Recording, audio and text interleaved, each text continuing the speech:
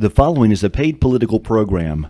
WKRK prides ourselves in being politically unbiased. You can count on us to be fair and respectful to all political opinions.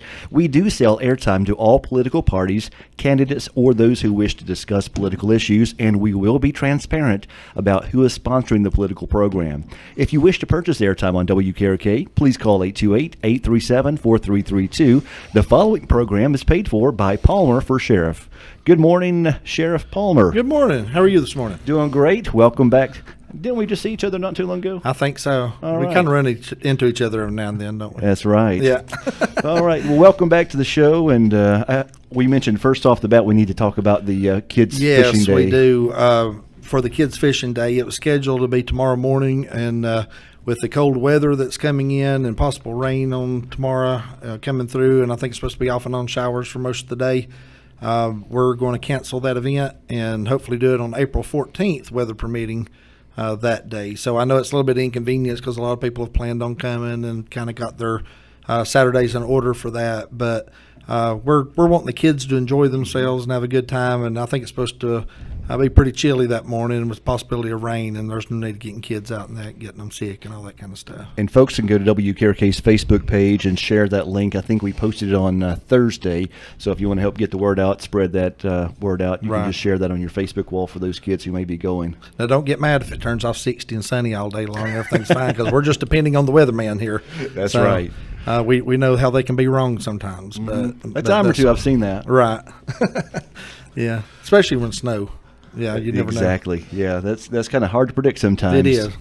All right. Well, now that we have that talked about, let's go ahead. Right now, we're in a paid political program, so let's talk about what makes you a good sheriff. Yes. Yeah, election's coming up. One thing I want to get right off the bat so I don't forget it, just remember that if you're a Democrat, you cannot vote in the sheriff's election if you're still under the Democrat Party because it's a Republican primary. So if you want to vote in the sheriff's election, you must switch over to an independent or Republican to vote in the May 8th primary, and you have to do that before April 13th. April 13th, and today is the 6th of April, so you have less than a week. Right. So if you want to vote in the sheriff's race, then you have to switch over before April 13th and be a registered independent or a registered Republican to vote in that. If you continue to stay under the Democratic Party, you're just out of luck. You're not going to be able to vote in the sheriff's race, so, and many of the commission races. So, and this is no trick or agenda to try to trick people to change party affiliations. It's just the way that this election just has the way turned it out. fell. Yeah, just the way it turned out this time. And so that want to make sure that people understand that and know that. And then when you get switched over and you want to vote, the early voting starts April 19th, goes through May 5th. And then the general primary will be on May 8th. So I always encourage people to come early and vote vote as soon as you can because you never know what the future holds. And if you wait to May 8th to vote, there could be an emergency happen or weather or anything could happen that might prevent you from voting that day. So I encourage people to come out and vote early for that. We are seeing more and more people take advantage of that early voting when it's offered. Right. I'm myself the same way because you normally don't have to sit there and wait in line for a long time. Most of the time you can walk straight in. Most of the time you can walk straight in and vote and walk back out. So, and that happens at the polling location for the early voting is right across the courthouse at the Board of Elections office. Right, the old annex building there in Murphy. A lot of people remember this Carolina Tire Goodyear. Now, if you wait till May 8th to vote, if in a general primary, you'd vote at your normal precinct place on May 8th. But if you want to early vote, you have to come to Murphy and vote at the Board of Elections. Now, I do want to mention, too, if folks have moved in the county or moved into the county, you can go to the North Carolina State Board of Elections website. You can look up your voting history. You can also look at your polling place, and you can also look at sample ballots too. Right. So just go to, I think it's NCSBO, the State Board of Elections, SBOE.gov, and you can find all kinds of useful voter tools there. You can. And if you forget all that, all you have to do is go to Google and Google search North Carolina Election Board or Board of Elections or anything close to that. And one of your top pages there will be that website. So be sure and do that. But getting into the sheriff's race and what we're doing here, every week we've tried to do some different kind of topics and different things every week when we do our paid political advertisement. And this week we're going to talk a little bit about budget and talk about some things we have done with the budget and with the detention center in particular. And so we have a special guest with us today, Mark Patterson, is captain of the detention center. He's going to be here with me today, and as we talk about some of these things, he's going to let us know a little bit about what he's done to help with the detention center and cut costs and those type of things there. So welcome, Mark. It's good to have you here with us. It's good to be here. It's a beautiful day. I'm glad to be here with the sheriff, and some of the things we've done down at the detention center. We've cut a lot of costs on our food bill.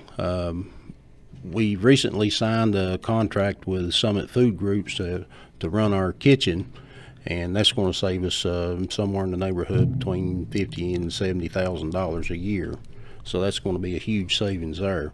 Overall, since I've been jail administrator there, I've cut the costs probably in the neighborhood about $350,000 off of the annual budget. I think when we checked, so we're getting our budgets together this year, I think that our actual request last year for operating expenses was a little bit over $300,000 less than it was in 2014. Yes, Is that correct? Yes. And I think this additional budget year, we're expecting to save even more than that, probably an additional $50,000 to $75,000 more this year. And so Captain Patterson's been very diligent about cutting the cost and the cost of the detention center. And one of the things about that, too, about contract groups, such as the meals that we're doing, running the kitchen now, and we'll be talking about medical here in just a minute, but hiring those contract groups, those are all positions that we were paying before through county employees, but we're able to do it cheaper through contract groups and different things. So as you look on those things, I know people try to make an issue out of turnover and all those kind of things. One of the explanations for the turnover is making these cuts and doing these changes on bringing these contract groups in. And so this food group is one of the ways that we're trying to cut back on that, make it more efficient for serving meals. And also, too, I'd like for everybody to know that the employees that we had working in the kitchen under the county, when we signed the contract, they were actually hired or offered a job with the new group at a higher pay rate. So then it was their decision whether they wanted to go to work for this new company or go somewhere else. So it was actually a good deal for both employees and county. Right. And so some of them chose to go somewhere else, and some of them chose to go with the company. And but like I say, it wasn't firing people and getting rid of them. It was just a different group was coming in, and they were no longer being paid by the county. They were being paid by a different group. So I thought it was a good deal all around. They were getting pay raises by going with this new company, and they were better benefits to going with the company for us and them. So I thought it was a pretty good deal. But in addition to that, one of the things that we get calls on all the time at the detention center is about questions about medical things, such as medications that's been changed and the way inmates are getting medically treated. And so can you talk a little bit about that, Captain Patterson, about their contract groups that we have for medical, and basically the fact of that a lot of things we don't have control over as far as how they're treated and yes, medically treated. We signed a contract with Southeast Correctional Medical Group is the name of the company, and there's a lot of medications that they don't prescribe, and like Sheriff said, it's out of our hands. We're not, as detention officers, and we're not medical professionals, so that's all handled through the medical group that determines on what type of medication they get. And because they're medical professionals, sometimes they may choose to change someone's medication, to take them off a prescription, put them on a different prescription, right, or alter that prescription of some sort. And because they are trained in medical professionals, myself as the sheriff or the jail captain can't go in there and tell them what to prescribe and how to prescribe it and those type of things. Those are all issues that's dealt with the medical staff and with the inmates. And sometimes families get frustrated because they call them on information, but we can't release information to the families without the inmates' approval. Is that no? It's if we do that, we violate HIPAA law. So I mean, and what we do when those calls come in and they ask questions like that, we refer them to the medical group and if there's any questions they can answer, they will. But there again, there are HIPAA laws in place that cover the inmates on that. Now, one thing I do want to say about this too, Tim, and I kind of joked with Captain Patterson about this because he made the comment to me a while back about if you really want to get an inmate upset, change the color of their pill, make it look different, right?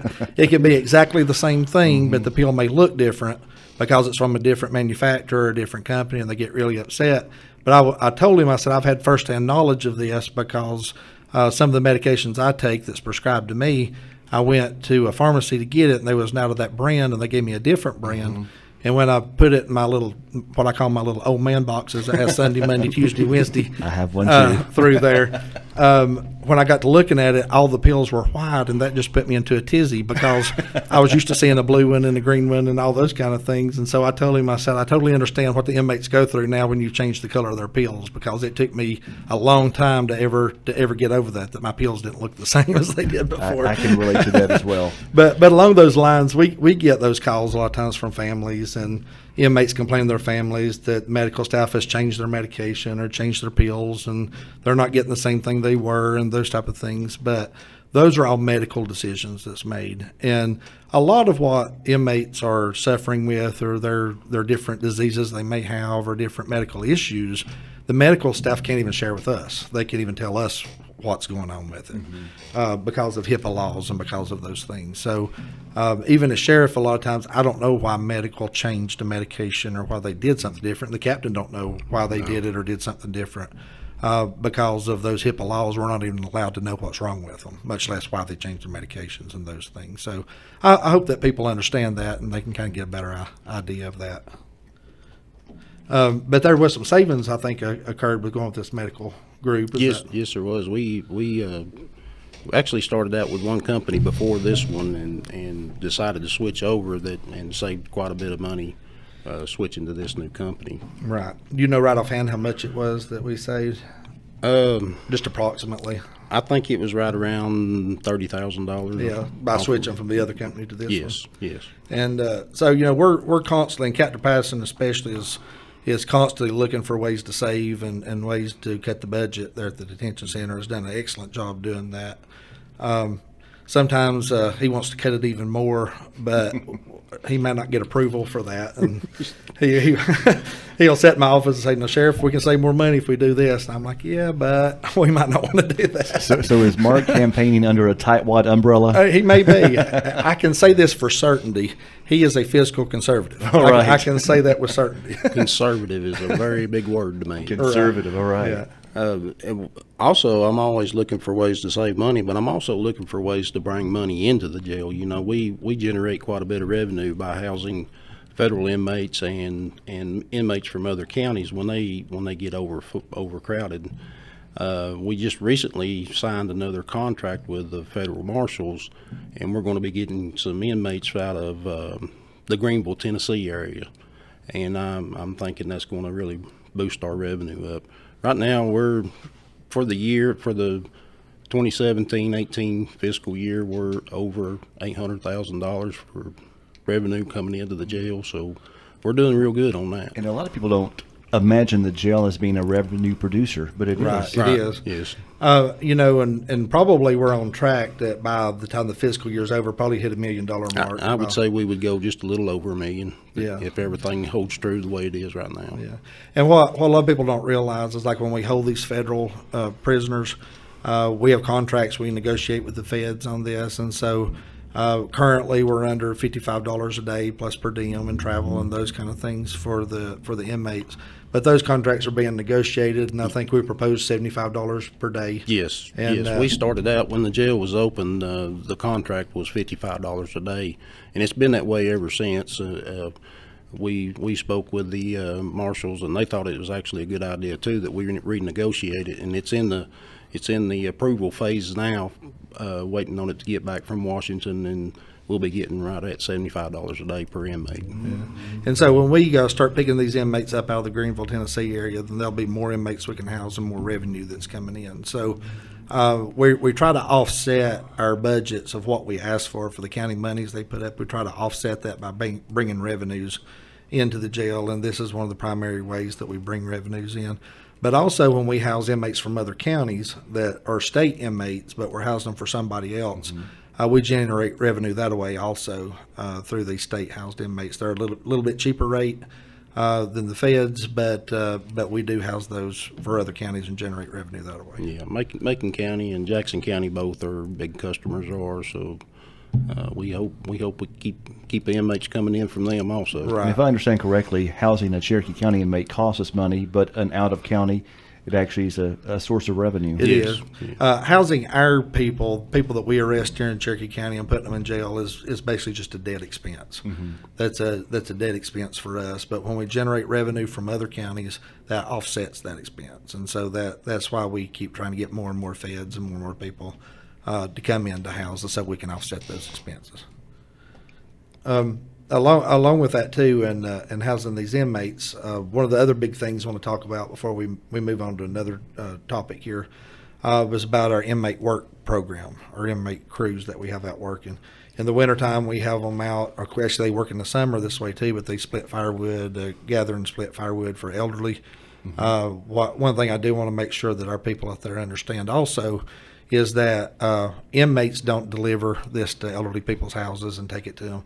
They do the work and they stack it and load the trucks and those kind of things. But our detention officers are the ones that go and actually deliver the wood to the inmates, to the elderly, and so that we don't have inmates at elderly people's houses and those type of things. But we do that program of splitting firewood, and we also have some summertime programs that we do. Yeah, inmates they help out a lot with mowing. We actually mow around the health department and transit and other county places that have grass to mow. And then also we along with the firewood, we're always out there trying to pick up trash on the side of the road also. So we try to keep a inmate work crew busy.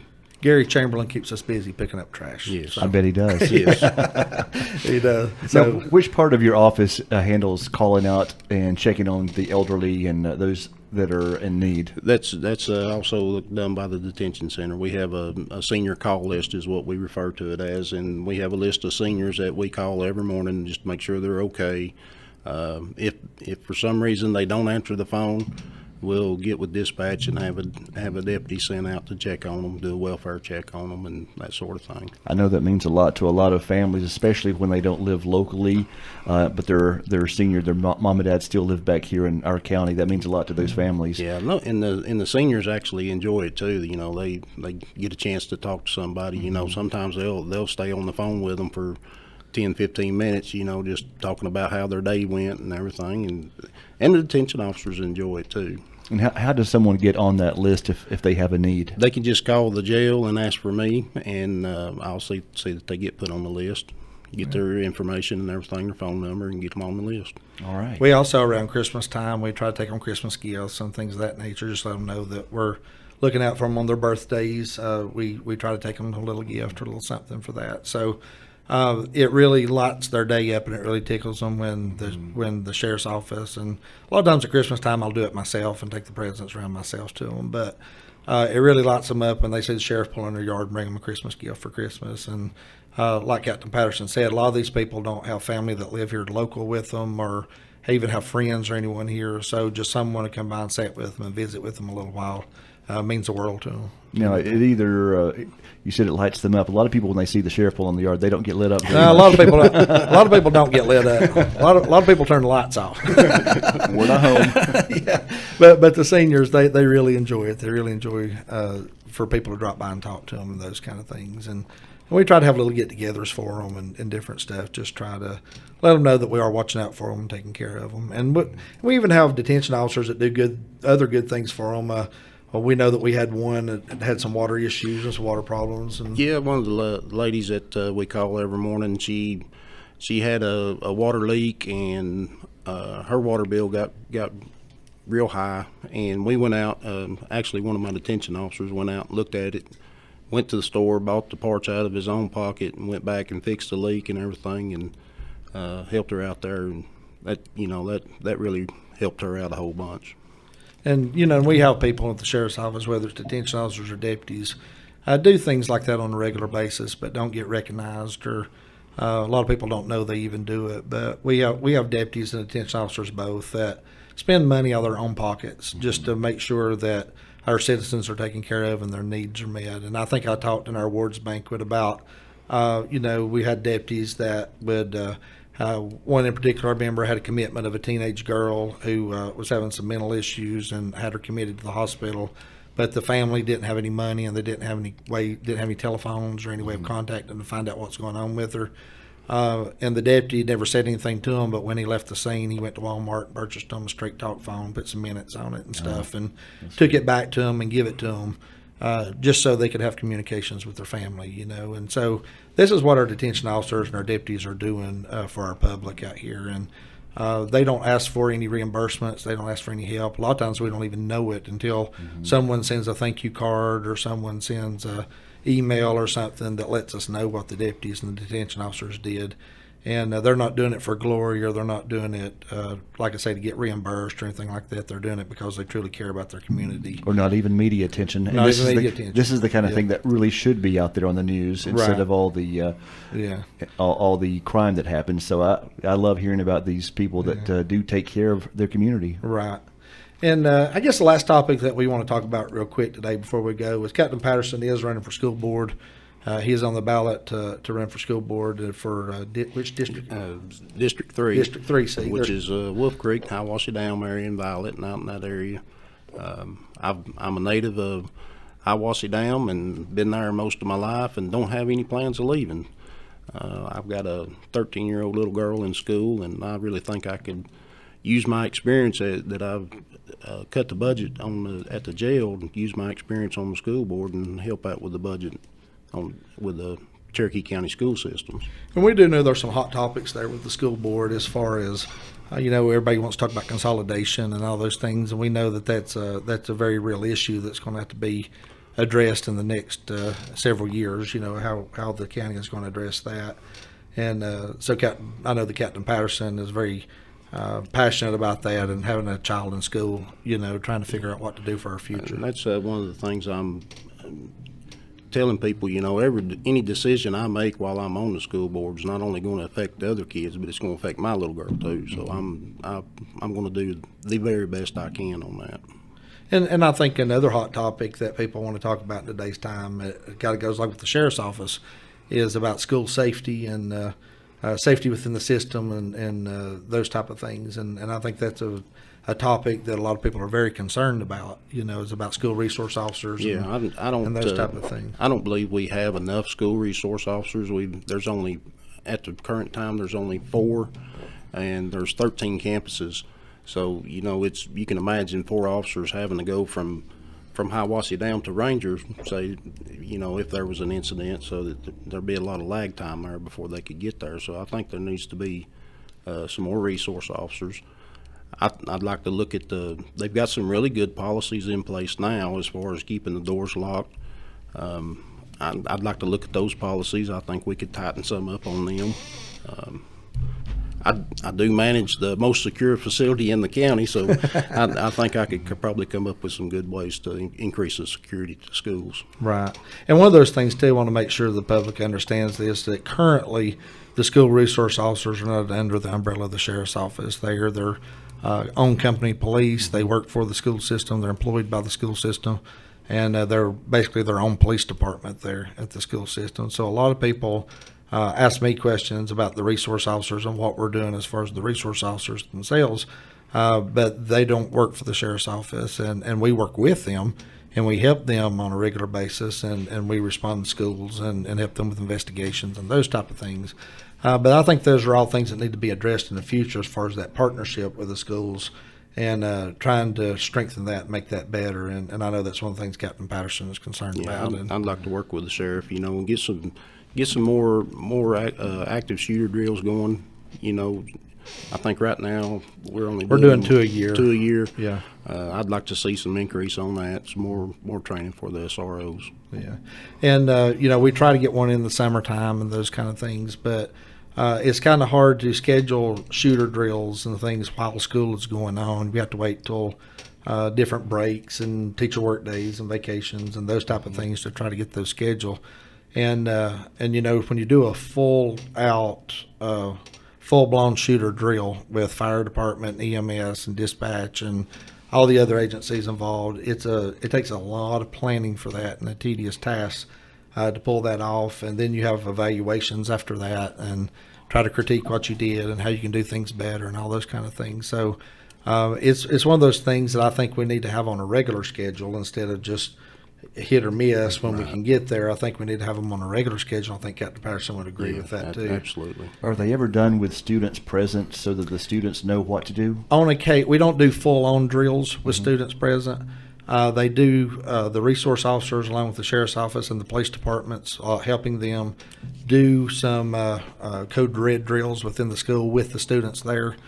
But those are not full-on drills with actor role model players and those kind of things. And it's kind of been historical that that's not a good idea to do with students there because of undue stress and accidents that can happen and things of that nature. So as we do church drills and do business drills and those kind of things, there's a certain liability that comes with that. We've got to have waiver sign-off sheets and people acknowledging they know it's a drill and knowing that they're willfully participating and all those kind of things. So that can get very cumbersome with several hundred students within the school. Absolutely. And But there is parents- education for the students on what to do There in is. these situations. There is. It's kind of what I would call the drills with students present. It's what I would call half-speed drills. Half-speed drills. Yeah. It's enough to be realistic. It's enough for them to know what's going on. It's enough to get training, but it doesn't put people in undue stress. Back in our day, all we had were tornado drills. Yeah. It's And amazing it's basically how, stick your head between your legs, right? exactly, go in the hallway, crawl down I'm on not the going to dirty finish floor. that statement, but it was stick your head between your legs and you can fill in the rest. But no, like I say, Captain Patterson is running for school board, and I'm sure he'd appreciate any vote as I would as we try to continue on in the future and get my slogan on our signs, and my slogan, as I tell people, is focused on our future, and that's kind of what we want to keep our eye on. Is about not being satisfied with where we are today, because we all know that we're not perfect, and we all know that we all have problems, and you try some things and some things don't work out, and you have to revamp it and do it different, and it's a fluid thing. But we want to keep our eye on what's coming down the road, not just today or tomorrow, but a year from now, 5 years from now, 10 years from now, start putting things in motion that will be effective years in the future. And so that's kind of what we're wanting to accomplish and do. So anybody out there that would consider voting for me for sheriff and re-electing me, I certainly would appreciate your vote. And it's almost impossible to get out to everybody that's out there and speak to people one-on-one and face-to-face. But I do covet your prayers, and I do covet your vote. And I would encourage you, if you would, please, to go out and vote, and I would certainly appreciate it. All right. And for folks listening, if you know people who have may have missed interviews like we're doing right now with the sheriff and want to replay or go back and listen to things that we've said, you can go to WKRK's website at country.am, and we have a button there so you can listen to all the paid political programs. So feel free to share those with your friends if you want to get to know these candidates better. That's it. And if people, every day people come by the sheriff's office just to ask questions or just sit down and talk and those kind of things. So if there's anything that's on your mind or something you want to ask me about or ask the captain about, or if it has to do with sheriff's office or school board or whatever it may be, just feel free to make contact with us. I jokingly say my cell phone's out there everywhere. My cell phone number's everywhere. And the sheriffs around the state just can't believe I'm accessible as I am. They all look at me like I'm crazy for having my number out there where people can contact me anytime they want to. And but I believe it's important to be in contact with the community and let the community have the ability to contact you. And so my number is out there everywhere, and I've got Facebook pages and sheriff's office number. And if people say they can't find me or they can't get a hold of me, they're not looking very hard, because I'm pretty easy to get a hold of. Right. One thing I'll say about the sheriff is when he comes in first thing in the morning, that's what he does. He grabs his messages, and probably for the first 30 minutes to an hour, he's doing nothing but making phone calls. Right. And Answering and emails. taking phone calls. And answering emails and all Right. those kind of things. And so I think it's very important, like I say, to stay in contact with the public and answer questions that they have. And I've heard, especially when I first got elected sheriff, I would call people back and they'd say, "Man, you actually called me back." Previous administration, I've called for months and months, never could get a call back, but you call me right back. So I do try to call people back every day. And for those that's listening, from time to time you do call people back and the voicemail's not been set up, or they don't answer the phone, or the number don't go through, or that kind of thing. So I won't say I've contacted every single person and got a hold of every single person that's tried to give me a call, but I will tell you that I've attempted to call every single person Right. and tried to make contact with every single person that's called. So But like I say, I'm not hard to find. So if you need to ask me a question or talk to me, just feel free to give me a call. We've even had people come to the radio station looking for him. Yeah, they have. They know when you're going to be here. That's it. Wait for him in the parking lot when I leave. Yeah. That's right. Yeah. Yeah. Well, I think we've broken in Mark pretty good. He's becoming quite the radio. I think so. Yeah, he's. We might make a DJ out of him yet. That's right. Yeah. So, yeah. Well, thank you for having us. I do Thank appreciate you very much. Thank you very much. All right. The preceding program was a paid political program paid for by Palmer for Shereiff. To purchase airtime on WKRK, either stop by our office at 90 Tennessee Street in Suite B in Murphy or call 828-837-4332.